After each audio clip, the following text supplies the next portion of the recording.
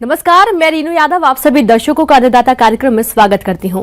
भारतीय किसान सत्य, ईमानदार और तपस्या की जीती जागती मिसाल है, जो कठिन मेहनत करके सूखी बेजान पड़ी धरती से संघर्ष करके उससे सोना उगाता है।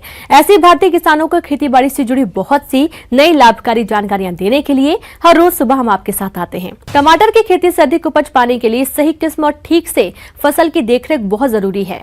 आज आपको ऐसे अनुभवी किसान जिला फतेहपुर ग्राम औंग के राम सिंह पटेल से मिलवा रहे हैं, जो विविधीकरण खेती से अपनी पहचान बना चुके हैं। आज टमाटर की फसल में किए जाने वाले कार्यों पर अपने अनुभव आपके बीच साझा कर रहे हैं। किसान मित्रों, इस समय मैं अपने टमाटर के खेत पे हूँ। इस खेत में हमारे दो प्रजातियां लगी हुई, एक अनमोल लगा हुआ है और अभिलाष लगा हुआ है। किसान मित्रों, ये नर्सरी हमने जो है लास्ट अगस्त में डाली थी और इसके बाद 8 सितंबर को इसकी हमने रोपाई की थी। तो आज इसमें हमारा टमाटर निकलने लगा है। टमाटर की खेती से अच्छा लाभ लेने के लिए ये जरूरी है कि उन्नत किस्म लिया जाए और खेती के आधुनिक तरीकों को अपनाया जाए। और राम सिंह पटेल ऐसा ही कुछ कर रहे हैं। ये अपने फार्म पर कई तरह की फसलों की खेती कर रहे हैं और हर महीने लाखों कमा रहे हैं। पहले इनकी खेती 1 एकड़ से भी कम थी और आज खेती की बदौलत इनके पास 6 एकड़ जमीन है। खेती में लगातार मिल रही सफलता के चलते इन्हें कई बार पुरस्कारों से भी सम्मानित किया गया है।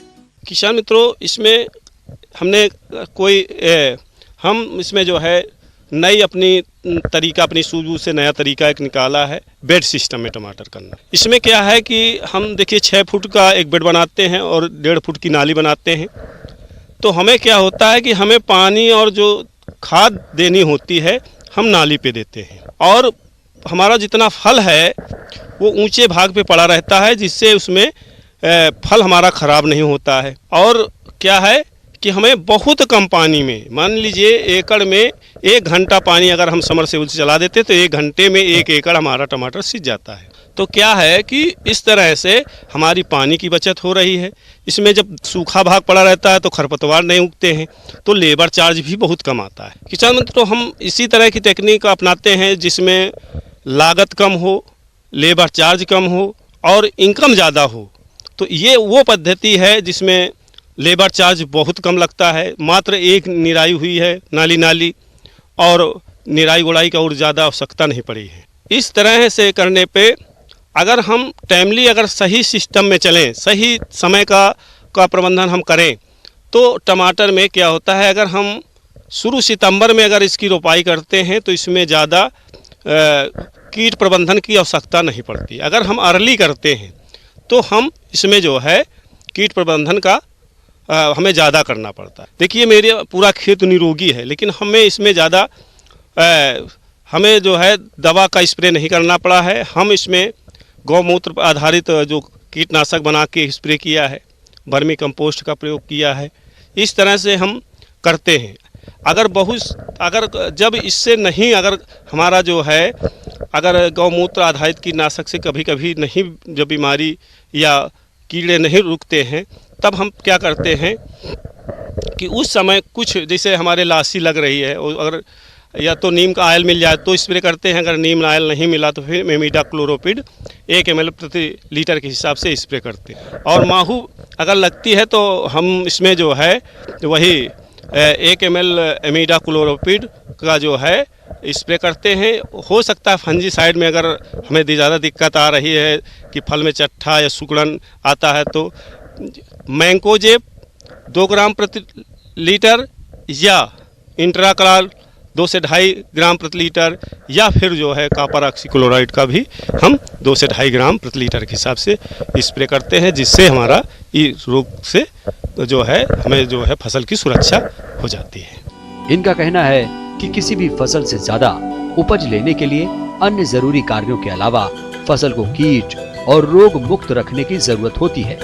इसके लिए बीज और पौध का भी पहले ही उपचार कर लिया जाए तो खरीफ फसल में कीट रोग आएंगे ही नहीं और आपको अच्छी उपज मिलेगी। दूसरी बात, अगर हम इस चीज़ों को ध्यान से देखें कि शुरू से अगर हम पूरा प्रबंधन लेके चलें, बीज शोधन जैसे ट्राइकोडर्मा से या कार्बेंडाजिम से हम बीज शोधन करके बोते हैं, फिर जड़ शोधन अगर हम करके लगाते हैं तो हमारा जो उकठा अन्य बीमारियां हैं ये हमारे उसमें नहीं लगती हैं। अब किसान मित्रों, ये मान के चलिए कि हमारी एक एक पेड़ में आपने देखा है कि किस तरह की फलत आई हुई है। अब इसमें जो फलत आई शुरू हुई है, ये हम ऐसी प्रजाति का चयन करते हैं कि लॉन्ग टाइम तक, लंबे समय तक चलती है। ये हमारी गर्मी तक चली जाएगी। हमारी जो है अप्रैल तक ये टमाटर हमारा कंटिन्यू हमें फल देता रहेगा, नीचे का पकता रहेगा, फलत होती रहेगी इस तरह से। तो क्या है, लंबे समय तक इसमें फलत आएगी। और हम कोशिश ये करते हैं कि टमाटर हम इस तरह की प्रजाति का चयन करते हैं जिसकी मार्केट में मांग ज़्यादा होती है, मतलब जिसको ग्राहक रूप हो या आकर्षक बढ़िया कलर आता है, तो इस तरह का हम जो है इसका चयन करते हैं। ये दोनों प्रजातियां बहुत ही अच्छी हैं और इसकी मार्केट वैल्यू बहुत है। अब इसी तरह है, अभी लास्ट तक सर्दी बहुत पड़ने लगती है, तो इसमें हमने जो है देखिए, इसमें ये सरसों बोया है। इसका रीज़न ये है सह फसली में कि अभी दिसंबर तक, अभी तो ये टमाटर के लिए भी नीचे बराबर पे आया है।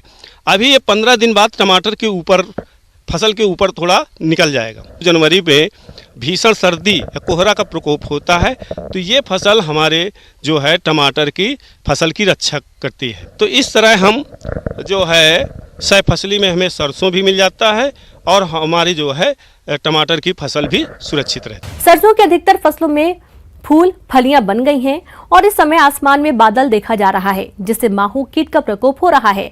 इसलिए अभी से सतर्क रहे, नहीं तो यह कीट भारी नुकसान कर देंगे। तो आइए इस कीट के निदान पर जानकारी लेते हैं कृषि विज्ञान केंद्र दरियापुर रायबरेली के डॉक्टर ए.के. तिवारी से। किसान भाइयों की सरसों की फसल में फूल आ गया होगा और वो निश्चित रूप से बादल बीच बीच में आ रहे हैं और जा रहे हैं। तो ऐसी स्थिति में किसान भाई, आप जाके अपनी फसल की निगरानी करें और देखें कहीं ऐसा तो नहीं कि आपकी फसल में सरसों में माहू लग चुका है।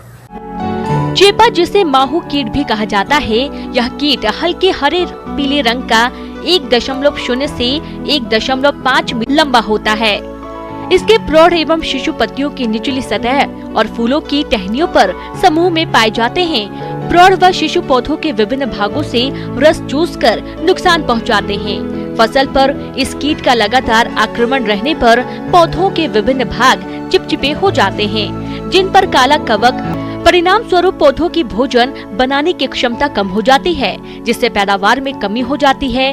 कीट ग्रस्त पौधों की वृद्धि रुक जाती है और इसके कारण कभी कभी तो फलियां भी नहीं लगती, और यदि लगती हैं तो उनमें दाने पिचके एवं छोटे हो जाते हैं। सरसों की फसल में माहू कीट का नियंत्रण। सरसों का समय पर बिजाई करने पर इस कीट का प्रकोप कम होता है। कीट प्रतिरोधी किस्मों का चयन करके बुवाई करें। अगर सरसों में माहू लग गया है और पूरी तरह से फैला नहीं है, 1-2 टहनियों में दिखाई दे रहा है, तो कृपया उन टहनियों को काट लें और उसको खेत से बाहर ले आके उसे जला दें, जिससे उसके साथ माहू भी जल जाए और पूरे खेत में फैलने न पाए। दूसरी बात यह भी कर सकते हैं किसान भाई सावधानी के लिए कि अपने खेत के ऊपर, आपके जो खेत है उसकी सरसों की ऊंचाई से करीब 1 बीता ऊपर, 15 सेंटीमीटर ऊपर पीले रंग के प्लास्टिक के पन्नी या येलो स्टिकी बैंड उसको बोलेंगे, या पीला कलर का कागज़ इस तरह से लगाएं जो फसल की ऊंचाई से करीब 15 सेंटीमीटर ऊपर रहे, और उस पर लगाकर कोई भी चिपचिपा पदार्थ जैसे ग्रीस है या अन्य कोई चिपचिपा पदार्थ आप उसको दोनों तरफ लगा दें। उसमें क्या होता है कि जैसे ही माहू आपकी फूल की ओर बढ़ता है, वैसे ही उसके पंखे उसमें चिपक जाते हैं और काफ़ी मात्रा में इस तरह से उनका नियंत्रण होता रहता है। दूसरी बात यह भी ध्यान रखें किसान भाई कि अगर आपका सरसों के खेत में अगर ये कीड़ा है लाल रंग का, जिस पर काले रंग की बिंदियां होती हैं, उसको लेडी बर्ड बिटिल बोलते हैं, अगर वह कीड़ा आपके सरसों के खेत में दिखाई दे रहा है तो कृपया उस समय रसायन डालने की ज़रूरत नहीं है। और ध्यान रखें कि अगर उसका अनुपात 2:1, मतलब अगर माहू 2 दिखें और 1 वो दिख रहा है, तो ये तरह समझे कि वो अपने आप में नियंत्रित कर लेगा, फिर आपको रसायन छिड़कने की ज़रूरत नहीं है। जब खेत में कीटों का आक्रमण 20% पौधों पर हो जाए या औसतन 13 से 14 कीट प्रति पौधा हो जाए, तो किसी कीटनाशी का प्रयोग करें। तो ऐसी हालत में जो रसायन का छिड़काव करना है वह शाम के समय करें, दिन में कदापि न करें, क्योंकि उस समय मधुमक्खियां आपके खेत में पॉलन कलेक्ट करने के लिए आती हैं, फॉरेजिंग के लिए, अपने भोजन को लेने के लिए। तो अगर दिन में अगर किसी भी तरह का कोई भी रसायन का छिड़काव करते हैं तो मधुमक्खियां मर सकती हैं, जिससे पॉलिनेशन भी इफेक्ट होगा और शहद उत्पादन कर रहे हमारे मौन पालकों का भी नुकसान होगा। तो ऐसी दिशा में शाम के समय जैसे ही सूर्यास्त होने लगे आप उस समय रसायन का छिड़काव कर सकते हैं। वो रसायन में कोई भी रसायन जैसे क्विनाल्फास है, इसको 1 लीटर पर हेक्टर की दर से आप 500 लीटर पानी मिला के छिड़काव कर दें तो इससे मर जाएंगी। तो इस तरह से माहू का नियंत्रण आप कर सकते हैं। अन्नदाता हेल्पलाइन निःशुल्क फोन संपर्क सेवा के माध्यम से आपके द्वारा पूछे गए प्रश्नों में से 1 या 2 महत्वपूर्ण प्रश्नों को हम अपने कार्यक्रम में शामिल करते हैं और इसी के तहत आज का चयनित प्रश्न और उसका जवाब इस प्रकार है। निःशुल्क अन्नदाता हेल्पलाइन में आज हमने जिस प्रश्न को शामिल किया है उसे पूछा है ग्राम सनोरा, जिला झांसी के शिवानंद तिवारी ने। आपने मौन बक्सों की देखरेख पर जानकारी चाहिए है, तो इसके लिए देखिए कार्यक्रम का यह अंश। मेरे किसान भाइयों एवं बहनों को नमस्कार। आज हम बताना चाहेंगे कि मधुमक्खी पालन जो किसान साथी कर रहे हैं, तो ऐसा नहीं है कि आपको पोलन और नेक्टर से ही हमारा मधुमक्खी का जो मौध निकलता है पालन में, कि मौसम में अभी जैसे बारिश हो रहा है या बहुत ठंडा है तो आपको ये है कि आपको आर्टिफिशियल उसको खाना देना पड़ता है। तो उसके लिए क्या कीजिए आप कि चीनी को घोल बना करके, या कोई ऐसे भी है कि दवा जैसे कोई मेडिसिनल पर्पस के लिए भी देता है, तो उसको दे करके आप उसके बॉक्स के नज़दीक जहाँ पर चींटी नहीं लगे या उसके बॉक्स में जो ऊपर वाला लेयर होता है उसमें भी रख सकते हैं। और अधिक एक बार में मत दे, नहीं तो उसमें भी होता है कि मधुमक्खी जाने से कभी कभी मरता है, तो कम दे और उसमें रसेदार होना चाहिए। तो इससे क्या होगा कि मधुमक्खी जो हमारा उससे रस लेगा और वो अपने छाता में खाएगा और ये अपना मौध प्रोडक्शन करेगा। शहद उत्पादन में आई कमी केवल पर्याप्त परागण की कमी की वजह से ही नहीं होती, बल्कि इस गिरावट की एक बड़ी वजह कीटों का प्रकोप भी है। मधुमक्खियों को कुछ जीव जैसे मेंढक, चिड़िया, छिपकली, गिरगिट आदि भी नुकसान पहुंचाते हैं। ये जीव मधुमक्खियों को पकड़कर खा जाते हैं। इसी तरह से कई प्रकार के वर्प भी मधुमक्खियों को पकड़कर मार देती है। कभी कभी तो इनके प्रकोप से मधुमक्खियों की पूरी कॉलोनी तक नष्ट हो जाती है। इसी प्रकार चींटियां मधुमक्खियों को पकड़कर मार देती हैं, साथ ही छत्ते में लार्वा और शहद को भी खा जाती हैं। तो किसान साथियों, आपको ये देखना है कि सबसे जो शत्रु वाला कीट है जो हमारे मधुमक्खी बॉक्स में पाया जाता है, एक आता है माइट, जो आकार में बहुत ही छोटा होता है। ये क्या करता है कि हमारे मधुमक्खी जो है उसके लार्वा और एडल्ट दोनों को ये उसके बॉडी पर जा करके उसका रस चूसते हैं, जिससे क्या होता है कि हमारा मधुमक्खी जो है वो विकलांग हो जाते हैं और अच्छा से वो पोलन और नेक्टर कलेक्ट नहीं कर पाते हैं, जिससे हनी कम बनता है। और दूसरा जो ये होता है कि जो उसके लार्वा पर रस चूसता है, तो रस चूसने से क्या होगा कि उसका लार्वा भी डेथ होता है। अगर वो तैयार भी हो जाता है हमारा जो मधुमक्खी, तो आपको एडल्ट में जब तैयार होगा तो वो विकलांग हो जाते हैं, जिससे हमारा कि हनी प्रोडक्शन जो है कम हो जाता है। तो उसको रोकने के लिए पहले आप उस छाता को से हटा दें और फिर उसके बाद आप आता है एक एसिड है जो फॉर्मिक एसिड है जो 85% का होता है, उसको रुई में एक लकड़ी के सहारा उस छाता में थोड़ा देर के लिए रख दें, तो उसके गंध से जो माइट है वो हट जाते हैं या मर जाते हैं वहाँ से। और दूसरा एक आता है मोमी पतंगा। मोमी पतंगा भी बहुत हमारे मधुमक्खी को हानिकारक पहुंचाता है।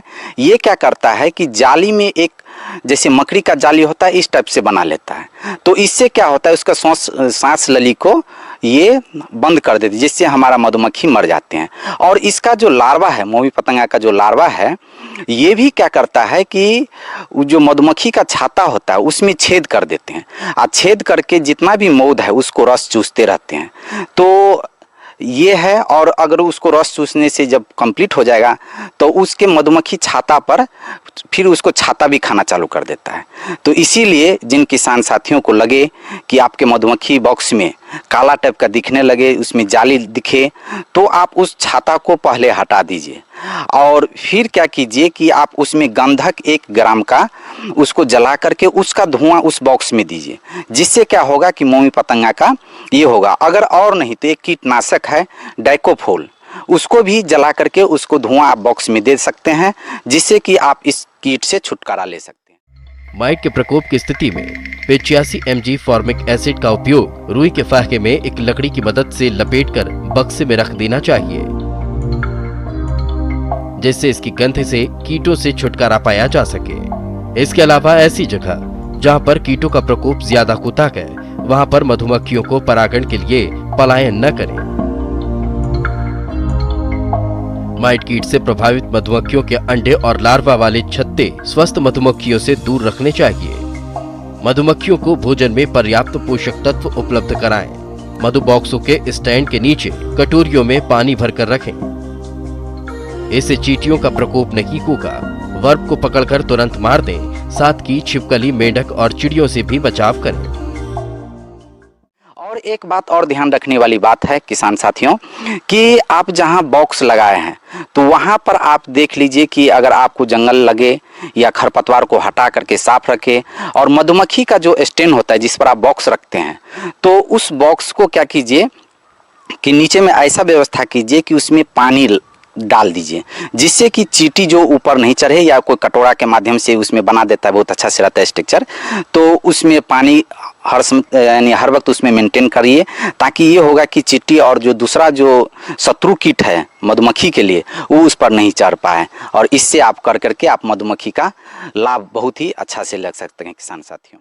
आइए अब एक नजर डालते हैं राज्य की कुछ चुनी हुई मंडियों के प्रमुख फसलों के बाजार भाव पर।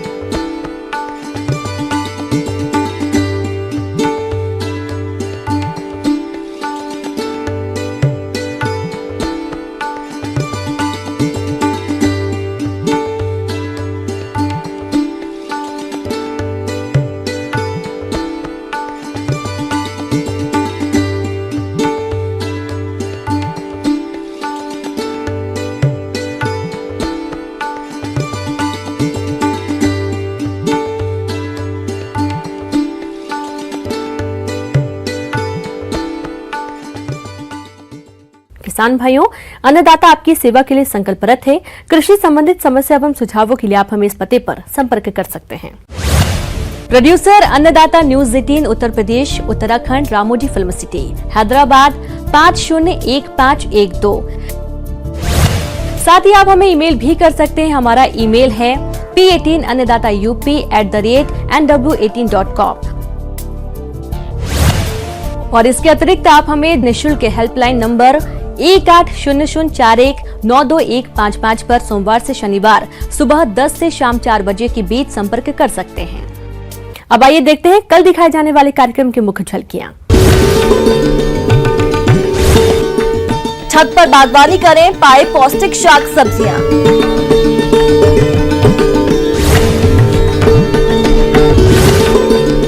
मौसम पूर्वानुमान आंकड़ों के आधार पर उत्तराखंड के किसानों को कृषि सलाह।